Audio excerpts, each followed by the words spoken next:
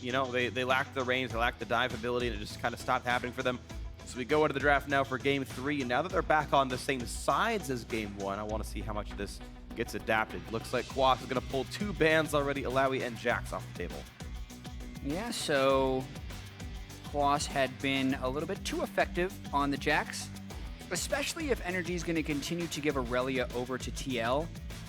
Making Quas play yet another matchup into that could be advantageous. Still no Azir allowed for FeniX, and I wouldn't let him play it either, so I think NRG's bans so far make a pretty good amount of sense. Trundle also seems to be king of the fighters top lane. I can't think of one that like really beats him very well one-on-one, and so kind of allowing Quas to have a good matchup that could work seems to be worth it. Kindred banned away, Bard also. Yeah, as far as the top lane still being figured out by a lot of players, one thing that does seem to be mostly figured out is that Trundle might be the best. He wins almost all lane matchups, especially when you're with guys like Lourlo and Quas, and split pushing is a big deal. He just becomes an even higher priority, so it's banned.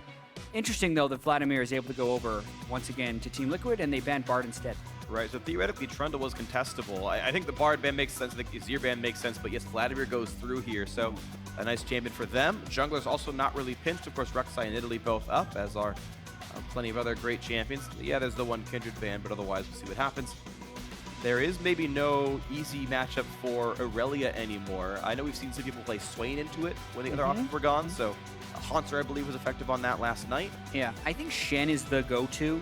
Yeah. I still haven't seen a Shen like, oh man, you can't pick Irelia because they can just Shen it. Right. But it's one of those things that just does okay. Aurelia's never going to kill Shen, and they actually take the Irelia away. Okay, so Irelia does get picked up here. That was the contest, and also it's going to be Nidalee once again, considered to be very worthwhile. They first picked it, I believe, last time around, and once again, first round red side, it's going to be Santorin playing the champion yet again. Going with it, so maybe it happens again here. Of course, the Rek'Sai that Liquid used last game is still available, and maybe he goes for it. Yeah, it's always the question with Dardoch, whether he'll go with the power pick or whether he wants to style a little bit, because obviously Olaf and Lee Sin have been really good for him, and they're going to hold off on their jungle pick, again just going for the move speed enhancers. That didn't work for them very well last game, and I wouldn't be too surprised to just see Anivia again, because that is something that worked out very well for NRG. And it will be. The Anivia is actually locked in already before they even get the rest of these champions in. So GBM's like, you want to go fast? Try to walk around this impassable terrain. Absolutely, and it's kind of weird. I really don't like Sivir that much into Anivia. Braum also be picked up alongside, so a very similar team composition here for NRG. I would not be surprised to see Twitch once again. If it ain't broken, don't fix it. And I agree. All they did was sub out the Jax that was banned for an Irelia that Lourlo wanted to play. And on the same side for Team Liquid, they might be okay going with a similar team comp as well, because they were winning the early game. And they changed things around a little bit, so you're right. There's the Shen coming through once again. Shen into the Irelia, and an Olaf back in the mix for Dardoch. So at least now he has some nice hastes to make the Olaf even stickier, even if Ghost happens to be down. Yep. And a new tank in the top lane. This is a better combo with the Sivir Karma than the Rek'Sai. And even though a lot of people do put the Rek'Sai on a higher tier than Olaf, we've seen Olaf banned as well, and I do think there's still a lot of exploration. When you're adding as Olaf to get sped up by a Sivir and a Karma, I actually think it would be a better pick. The question would be, is it a better pick into Anivia, who can still block you? And that's yet to be seen. Yeah, the only actual tool that Liquid has to stop Glacial Storm, and I'm not even sure Shen Taunt does it. I think GBM actually can't be stopped in his ultimate. And the pick comes through as Vayne. So, although OQ has not had the best performances in this series, even the one they won, he had 3 deaths, the highest on his team. He will be trusted to play Vayne in this game. Vayne into Sivir, into the Sivir Karma. Definitely a difficult one. Yeah, it's a difficult one. If they can get ahead, though, it becomes super favorable for the Vayne. Like, this is a pick that Piglet used to love to pull out against Sivirs. So OQ to be able to do this against the guy who's subbing in this week for Piglet is pretty clutch down the stretch. It's not the same type of team fight potency you would expect from Twitch, but boy, this would be an opportunity for OQ to get going. Okay, so we might just see him take over this game. He had played it before. He beat Echo Fox playing the champion, but the way Echo Fox looks right now, that doesn't honestly mean that much, sadly. We'll see, though, if they can beat Liquid with his champion. I think it's also a pretty good pick against the Olaf. Vayne is a tremendous duelist, and even though you can't condemn against the wall, Olaf has a really hard time like staying with Vayne. Like, it's a really good pick for a number of reasons, I think. That's true. Very, very good. And to both the Shen and the Olaf, in fact. So could be really good things for OQ. The Vayne definitely makes sense matchup-wise. We'll see if it happens here. But we are now into the climactic Game 3. And it's the only game left here in the North American LCS for Saturday. Make your voice heard online. Let us know who it's going to be. Hashtag TL win. Hashtag NRG win for who it's going to be taking this Game 3. Liquid can move up to 3-3. NRG can pull themselves up a little bit themselves to get their second match win when they still have one more to go tomorrow, and maybe they can start to salvage this season with their second straight match win. Liquid could make it 3 in a row for themselves, and we are getting ourselves now into the Rift. And I gotta say, this would be a really tough series for Team Liquid to lose based on how they dominated both early games in games 1 and 2, but then kind of fell apart down the stretch with some Dragon Steel. So it's kind of like, it's a freebie for NRG. This is, they shouldn't actually have like been able to come back in that game aside from like the Dragon Steel and some mistakes that Team Liquid made. But now they're in an opportunity where they can like clearly beat Team Liquid and get the best of 3 win. And that's all that matters, is just the win at the end of it. So I love their team composition coming into this game. Team Liquid's composition isn't bad either, but I think there's a lot of opportunity for some outplays for NRG. We'll see if NRG can get the outplays here. Vayne definitely one of the queens of that. Quas and Irelia also known for the trickiness, and we'll see just what can happen. NRG looking to try to dodge some of the lane matchups. If Twitch Braum was bad, Vayne Braum is honestly even worse. I think they really don't want to fight the 2-on-2. You would see OQ get completely destroyed in the matchup last game. And you saw them kind of hide in their side of the map. They saw that there were no deep wards for Liquid, but looks like Liquid actually sniffing out the options, and they will match up in the 2-on-2. That could end up being really bad for NRG. Yeah. Because while I do like a lot of the things that NRG's composition can do with, you can see the Anivia up against the Sivir and the Karma, and again, the Warlord's Bloodlust Vayne, which I would like more than the Warlord's Bloodlust Twitch, only because in duelist situations, she'll be able to lifesteal. I'll let you get in on that in a little bit. But if they end up going in standard lanes with these guys, there's a chance they have 2 out of 3 losing lanes and Dardoch could snowball. And that would be a quick way to fall out of this series. So they got to be very careful in the early game. Yep, going for the survive the lane Keystone Mastery. OQ is going to get himself into the lane. Looks like they did take the Krugs, and he got all the XP for the melee, so he's going to be okay with himself. Fabbyyy did not get that same resource. He did not take Gromp down. So though NRG are temporarily down in health because of the Krugs, they're up in gold and up in experience. Yeah, but then he takes 3 ricochet bullets because he's standing too close to the minion wave, making a hard lane potentially more difficult. That'll be a really interesting lane to watch.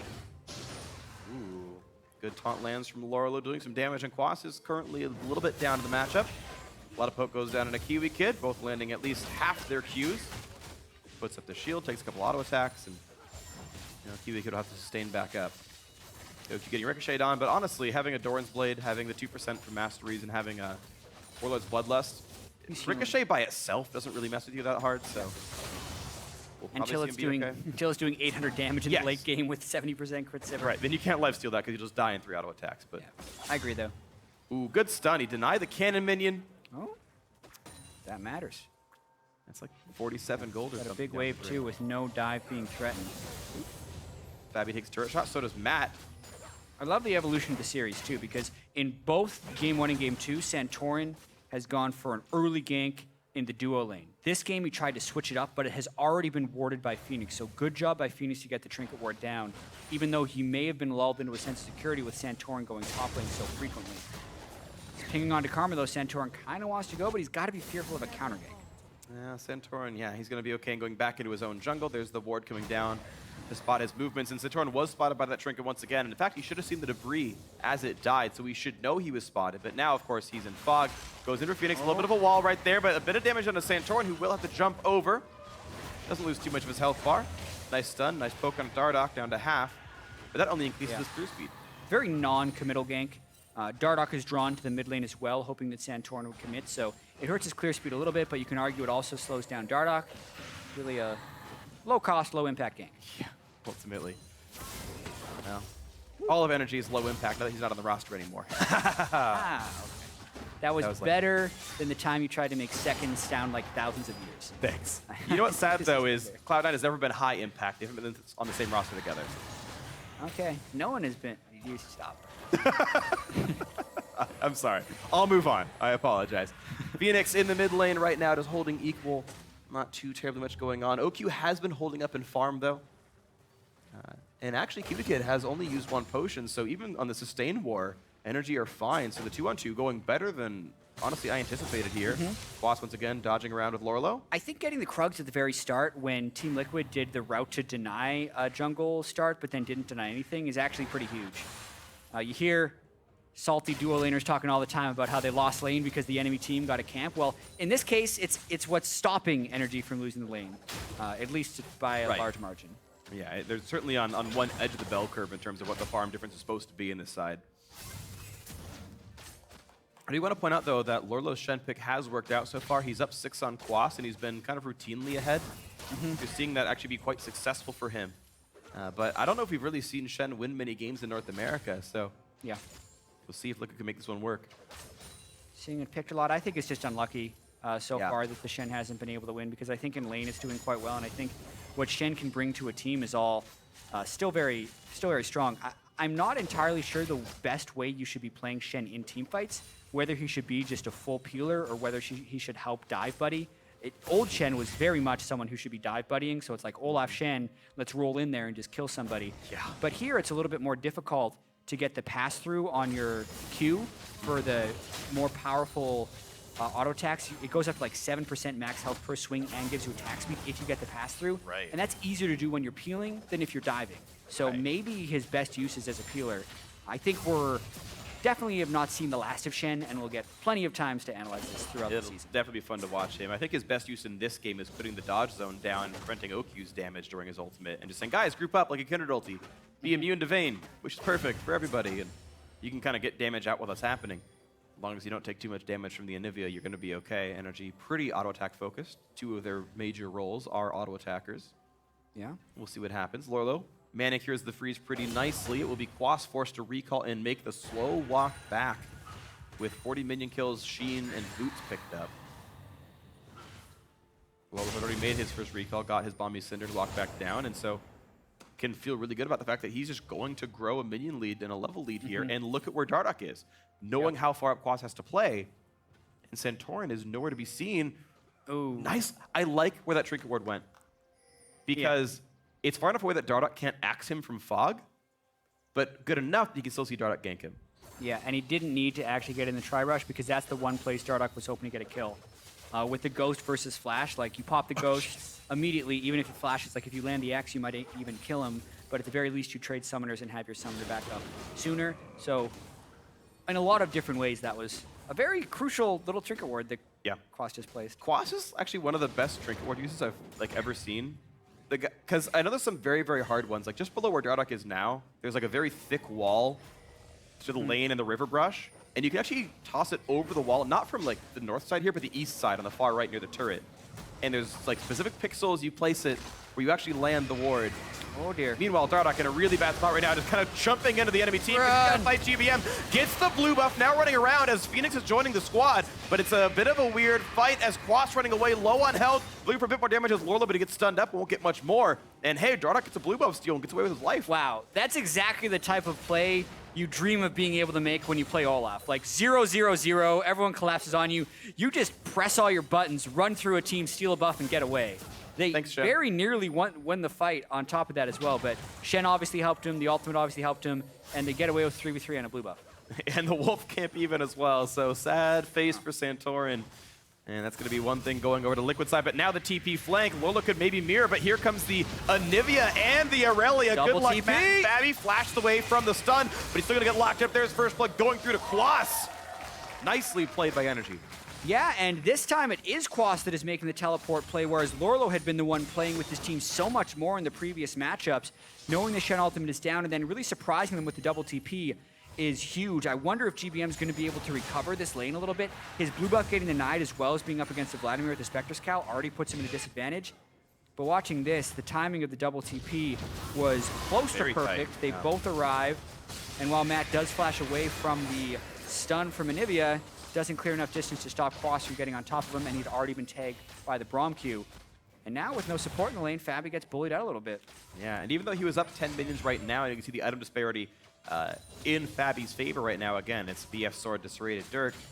It gets a whole lot closer. The mid lane was also plus 30. FeniX is definitely ahead there, so maybe he can be the big wedge that opens this game for Liquid, but you gotta feel like NRG is doing okay. You're seeing the farm difference actually still means there's a gold lead for Liquid, something that would probably surprise a lot when you see the scoreline is 1-0 NRG's favor.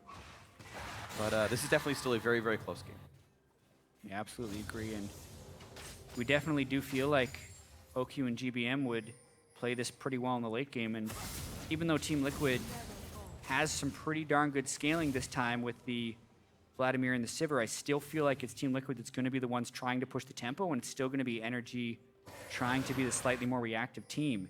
The biggest difference is actually in the mid lane here. I'm wondering if GBM is going to be able to farm it out more, because he's losing by a fair bit. Lourlo, though, see if they can burn a flash. Wow, he does flash away. Was too afraid of the damage Santorin could do with a pounce afterwards. Even though there was no stun coming out of Quas, it was enough damage threat that Lourlo did burn the flash. And honestly, it's good on him to use it instead of just die and flash late. So I think the right choice and identifying the amount of threat he was under. But Dardoch makes it top lane, and guess what? Sivir with the BF sword plus an Olaf, a lot of damage, knocks that down. At least Santorin gets to answer with a Cloud Drake, but I think that's still probably better for Liquid. Yeah, it really depends if they can continue this push on to the next turret. Team Liquid has pressure in the mid lane and in the top lane right now, and FeniX is actually roaming up, so let's see how much they can get off of this maneuver. Shen ult as well. Just pops ult, he goes in for OQ, still has the aggro. Here comes the dive, and goodbye to Vayne. Already dropped down, Matt had aggro, walks away cleanly enough. This turret's still taking damage. Kiwikid and GBM maybe showing back up, but no, GBM is leaving. This turret's gonna get low, reinforcements coming, but not in time. Liquid, 2 turrets in a row, and the dive works out. Such a positive play for Team Liquid, and even though you can kind of give credit to NRG for not dying to the initial dive, because that had happened in previous games, they still die to an extra dive, and they lose even 2 turrets because they conceded the first one. Watching the execution of this one, this is NRG just not respecting the Shen. They knew a Vladimir could be roaming up. They think they're okay, but man, when with a Shen on zoomed in Olaf and Lourlo is right next to him for the unmissable point-blank taunt. Yeah, and it didn't even get punished. Quas was recalling at the time Lourlo was walking back into lane to ult up the Dardoch, so nothing really got penalized from the Irelia. And GBM was matching the roam from FeniX, so like literally no other lanes had been pushed there, making it a strictly positive play for Team Liquid.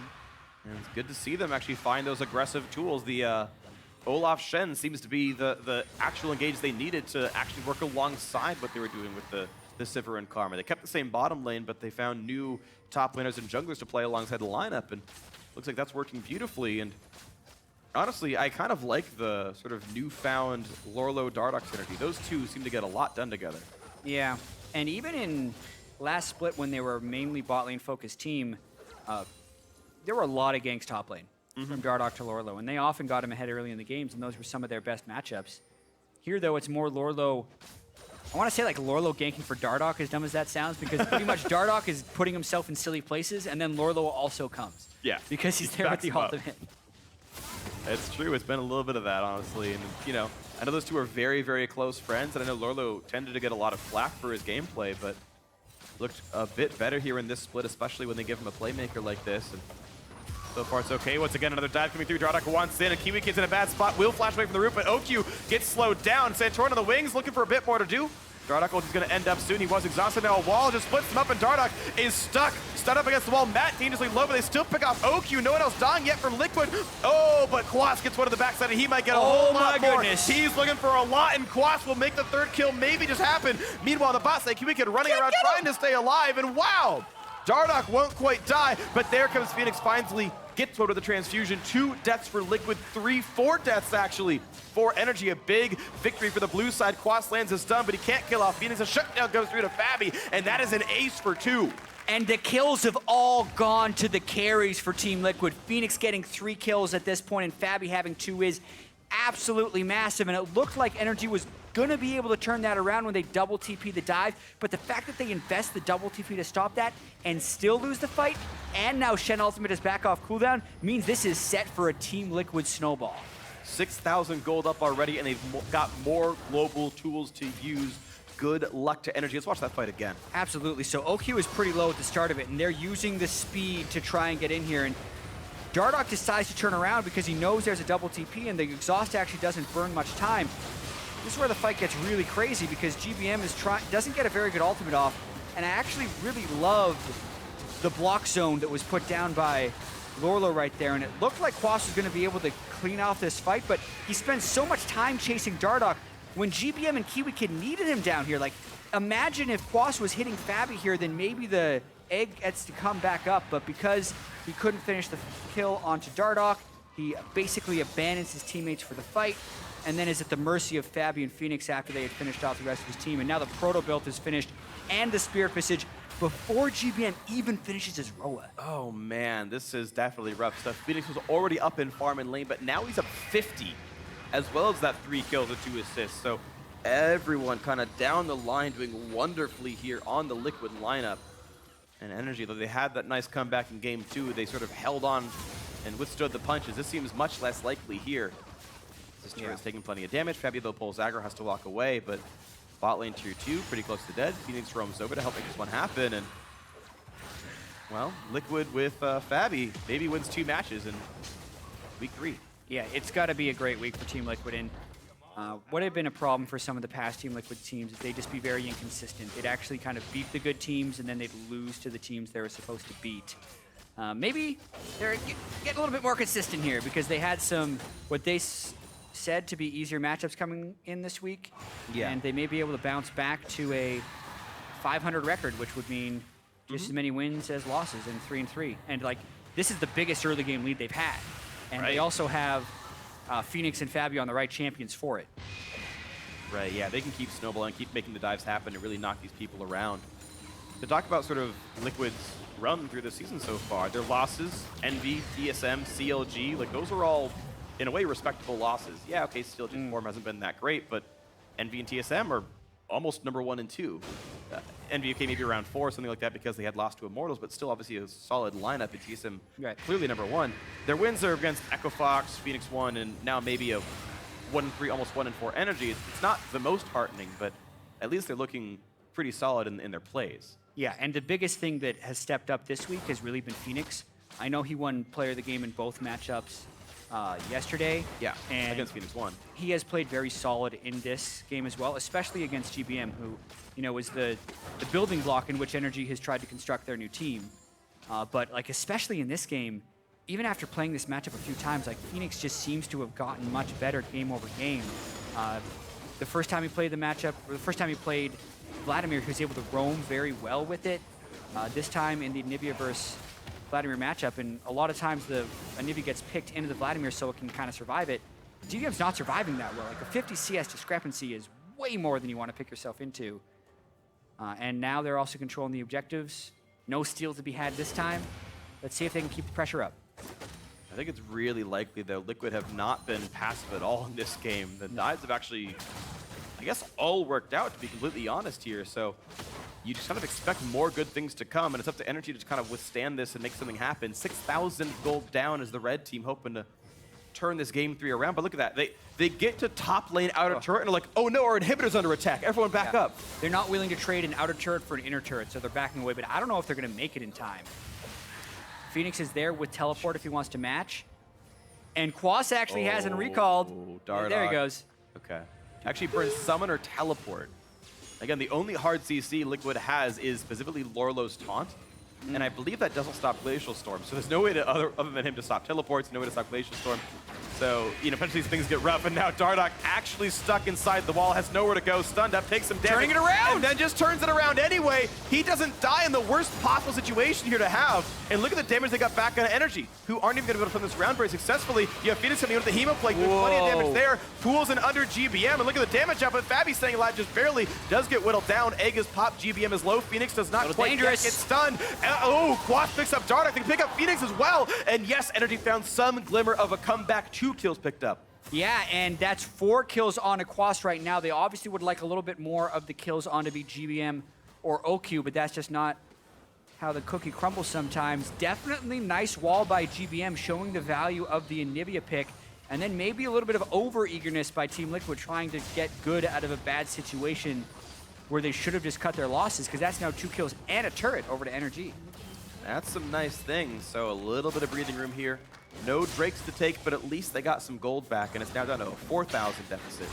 Yeah, beautiful wall. GBM maxing its second once again, change it with the stun. Then Shen ultimate as the wall comes out to blow them away, and Dardoch is too low to really stay in the fight, so it's odd numbers. Also, FeniX has roamed around from the top, and he flashes for his E, or no, it's a Proto Belt in with his E, and then ults, but that's not enough to kill anyone. So now the rest of Team Liquid has low Dardoch and FeniX without a flash. They really just have to back away. Fabbyyy had also been chunked down in that fight, so a little bit of a dangerous fight for Team Liquid. They still don't have great turret killing. A bunch of short-range dudes having to dive in Anivia once again. So even though they have a big gold lead, that 6,000 gold lead is now 4,000, and they got to make sure they have a little bit more caution in their next aggressive play. And GBM getting those walls, once again maxing that ability second here after his E, the targeted damage spill. It just has a lot of zone control tools. Kiwikid with the ulti as well. They've got such good champions for if you walk at us in a straight line, we can mess with everything you want to do. And you saw it there running through the jungle. Those missteps getting punished. Dardoch actually gets a blue buff because FeniX doesn't really need it. So hey, having some CDR and some extra mana doesn't feel too bad for Olaf. Yeah, FeniX only sitting on 140 AP right now. One of the nice changes to the blue buff is it gives you 15% more AP, so I think late game Dardoch have no business taking that away. But for now, I think it's totally worthwhile because he wants to be able to keep his clear up. Right, Dardoch can't use the AP, FeniX can't use the mana. Dardoch just says, fine, yeah, you just go lane. I will take this now. Yeah. He's actually high on CDR as well. Teleport's still up for FeniX, so he's going to get pressure in that lane. 5 turrets to 1 is absolutely huge, but depends on how many good moves GBM can find with the wall.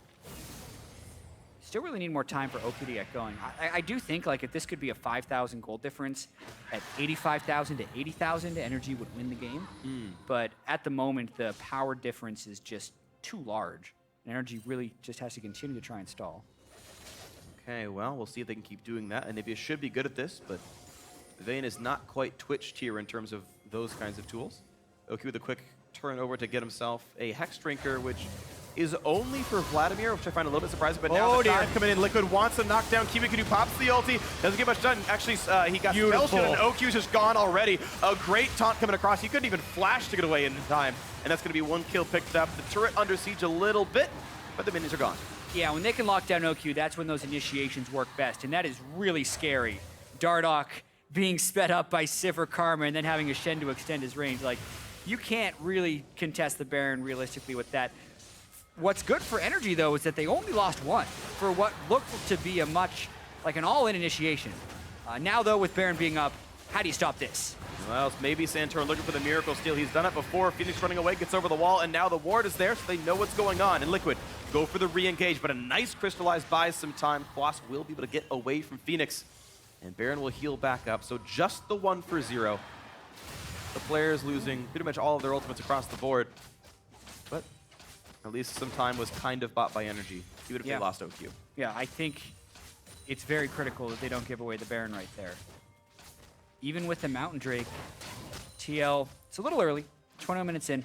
I feel like that's still a play Team Liquid can pull off in another 4 to 5 minutes or so and have much more success because they'll actually be able to kill the Baron with more items.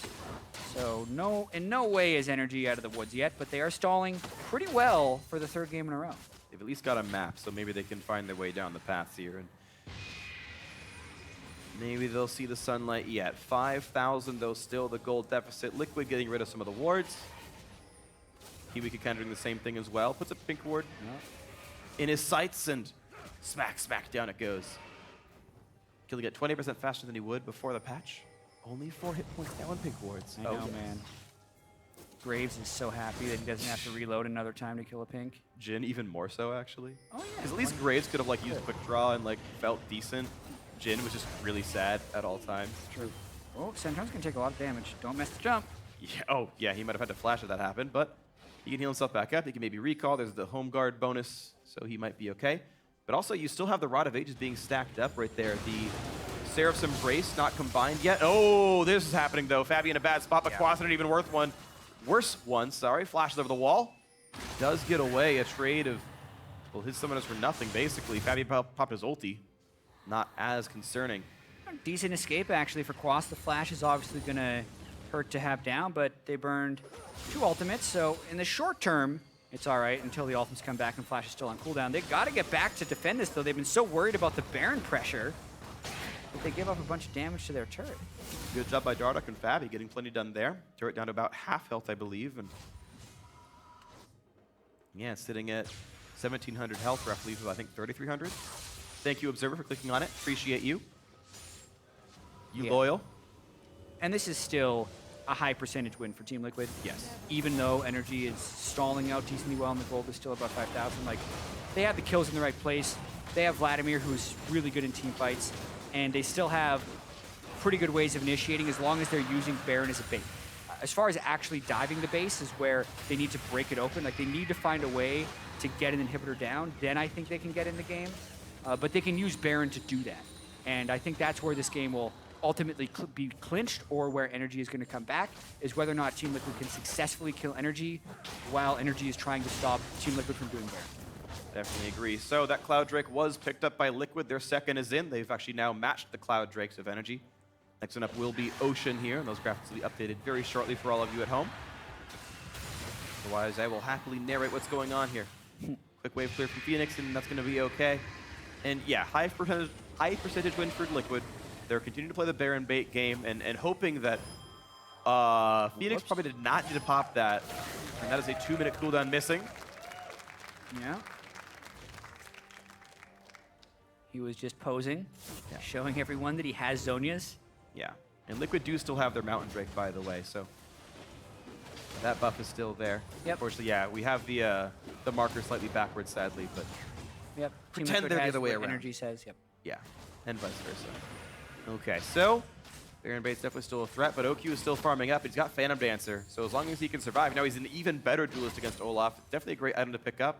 His only lifesteal is still coming from his Keystone Mastery, though, which means if he gets whittled down, it doesn't come back that quickly. Dardoch walled off once again. Pops guilty and runs north. So FeniX jumps over the wall. They want this fight, actually, and it's going to be him zoning out OQ, who's actually surviving reasonably well, has a Hexbreaker. But look at Kiwikid. He's already going to be going down, and the egg pop. It's 2 kills. It's 3 kills. It's Liquid killing absolutely everybody. Now Quas left alone, taunted up. He's going to be the 4th casualty quite often.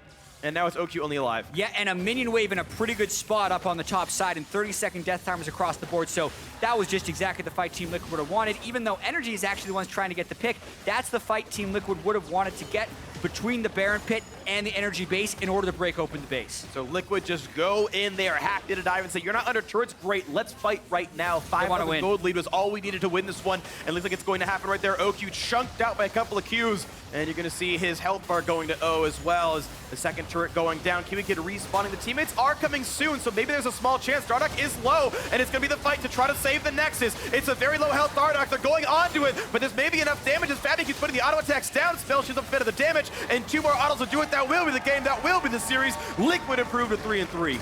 Yeah, and this was a 2-1 victory, but all 3 early games were in the favor of Team Liquid, so I think they can come away with this with a fair bit of confidence, at least in their early game strategy. Dardoch had terrific jungle pathing in all of the games. FeniX played very well, and Fabbyyy did his part in these games too. So they had the one tough loss in the middle of the series, but ultimately that doesn't matter. They walk away with a win over NRG. Fabbyyy going unkilled in the last game, the only person on his team to do so, actually, and we finally got to see what the Shen's supposed to do against Irelia. Held up against the matchup. We never saw the split push mean anything. And when you've got a player like Dardoch who wants to go hard all the time, turns out that's a really good combo. Just like, let's go pile drive in with a Sivir ulted Olaf. Oh, we're in the back line killing everybody. Liquid's dives were absolutely great. It was really fun to watch them. And they were almost always right in their choices. When they said to go for a dive, it turned into a kill in a turret, or 4 kills in a turret. Yeah, their best game was their final game, and that's what you want to have when you're playing a best-of series, is to get stronger throughout that series. Fabbyy's got to feel pretty good as well, having another day on stage. This time, he's in the bigger arena. Last night, he was in the theater. So, playing in front of many more people. For NRG, though, GBM really fell far behind in lane, and FeniX was really difficult for his team to deal with. And OQ had 2 games where he was just never able to get farmed. The Vayne is always a very dangerous pick. He just fell so far behind and was never able to have Right. and influence over the team fights. Wasn't able to dodge the 2-on-2. He was in mirrored lanes, I think, every single game, so no lane swaps came out for NRG, and some of that's just flipping a coin and trying to guess what your opponents are doing, and Liquid guessed better. Heads. Oh, look, I guess we get mirrored lanes now, and we get a minion kill advantage. True. So, yeah, that definitely hurt OQ. He tried to stay alive with the early Krugs. That helped a little bit, but, I mean, honestly, it feels like we're back to week 1 OQ. And in some cases, sort of NA Challenger Series OQ, where I'm just not seeing that much out of him. And it's becoming kind of a one-threat team when Quas sometimes gets handled. It's tricky, too, because they need to have synergy between the AD carry and the support, which seems lacking. Some of that can be in the communication, right? Like the one replay where, remember, Kiwikid got a triple kill, and we actually had the player audio in From one game of the rollouts, and he was just like, OQ fight, OQ fight, OQ fight. Like, that was the extent of the communication. They can't just say, I got this, I have exhaust ready, let me get the stun here, my spell's coming back up. Right. They're literally just fight or don't fight. So they're trying to lane together purely off of instinct, and that's much more difficult than being able to communicate in the same language. So they're going to have to continually work on that synergy because Kiwikid's made some mistakes in game 1 that punished OQ in lane as well. So it's cutting both ways for these guys. And, you know, NRG, it's still going to take a little bit more time if they want to be able to make the playoffs. Well, it's kind of a rough road ahead, though, for them. They're 1-4, and they've still got plenty of difficult matchups to go, but we'll see if they can turn it around. But for more on that,